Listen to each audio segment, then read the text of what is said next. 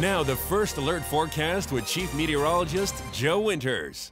Thanks to everyone for sharing their pictures of the hail that we saw earlier this morning. It was right along and north of Highway 20, the very thin band of about 2 or 3 storms just kept kind of redeveloping and causing that hail to develop. This is what it looked like from Charles and Cedar Falls. Hail kind of covered the ground for a period of time. This area about nickel-sized hail, but on another side of Cedar Falls up to quarter-size hail, and that's what caused some of the damage. Megan fed this in on our Facebook page. We certainly appreciate all the photos. And watch our Cedar Falls City Cam. This is at 8 a.m. Things are quiet on the UNI campus, but you'll see several waves move through. First of all, one wave moves through with some hail and some rain, then we clear things out. Then another wave moves through, and then finally in the afternoon, things quieted down, and now lots of sunshine outside or some partly cloudy skies. Some high, thin clouds out there in many areas. 79 in Cedar Rapids, Cedar Falls at 75, 80 in Iowa City, 75 in Dubuque. The strong southerly winds are with us. They'll remain strong for tomorrow from the southwest, and it does look like tomorrow will be once again a very, very warm day. In fact, many of us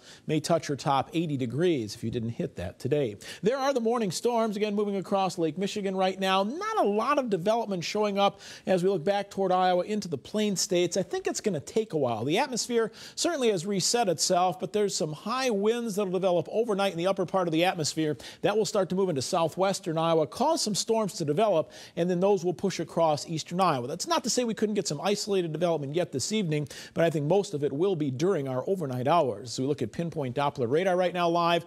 Things very, very quiet. And again, for your evening hours, for the most part, I expect it to stay that way. Pinpoint Futurecast times things out. 7 o'clock, we have the high, thin cloudiness on top of us, and some clouds could build. It does want to bring a line of storms in between 9 and midnight. That could happen. We'll have to watch. But again, I think it'd be very isolated. Heading into the morning hours, a few isolated storms drift through, and some of these, again, could contain some hail or some high winds. Tomorrow at noon, we're quiet with mild conditions, but then later tomorrow by 6 p.m., a line of storms starts to develop and push across the area. Severe weather outlook tonight: Dubuque, Cedar Rapids, Iowa City, Waterloo, a slight risk of severe weather. Again, hail would be the primary threat if those storms develop, along with some heavy rain. We'll have to watch for that. There could be some high winds. Want to remind you to sign up for TV9's weather call. It's available for you. It's that pinpoint warnings that we have that will call your phone wherever you are, smartphone or a landline. We also now have introduced weather call for schools. If your school hasn't signed up for the free program yet, ask them about it. It is a great, great program for every school to have in eastern Iowa.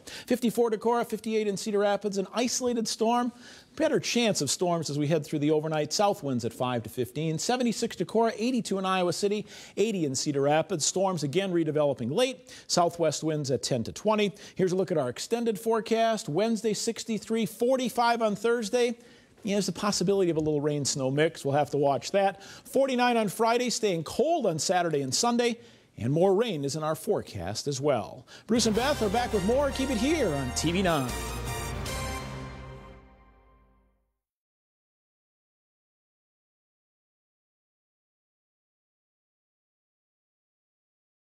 With a high price. Introducing Hy-Vee's new 100% natural Angus Reserve. The cuts are tender and the price is lean. We choose our beef knowing what will deliver the best flavor and most tenderness. It's 100% natural, hand-selected, pure quality beef. So now, going out for a great steak can be as simple as going out to your grill.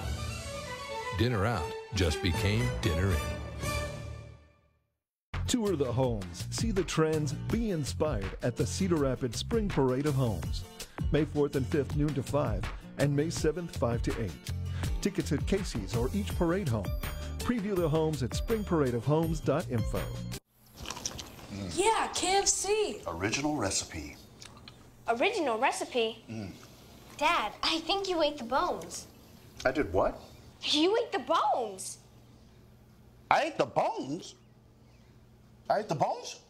I ate the bones? KFC Original Recipe, now available without the bone. Freshly prepared white or dark meat chicken, boneless and skinless. Get 4 delicious, mouth-watering pieces in your next 10-piece mixed bucket for $14.99. Today tastes so good. Well, this is country music, and we do 96.5 Kiss Country, Iowa's new country, and Bobby Bones in the morning.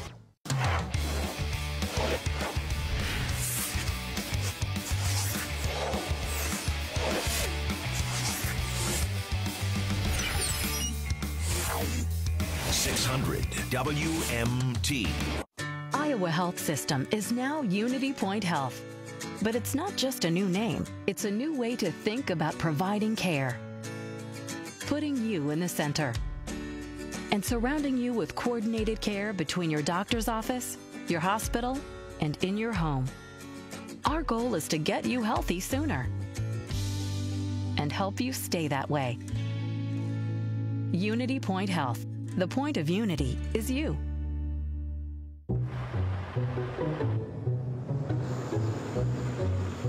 Barbara? Hey, Brad. Kelsey, here's your dream. It's my dream, everybody. I'm a winner! Yes! Oh my God, thank you. Joy. Honey, look at this! Honey! I love this job. The Iowa Lottery. It's your dream. Anything can happen. With spring comes the potential for severe storms. Be ready with a weather radio personally programmed by the KCRG TV9 First Alert Storm Team.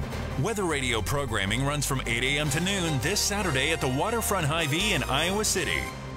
Tour the homes, see the trends, be inspired at the Cedar Rapids Spring Parade of Homes. May 4th and 5th, noon to 5, and May 7th, 5 to 8. Tickets at Casey's or each parade home. Preview the homes at springparadeofhomes.info.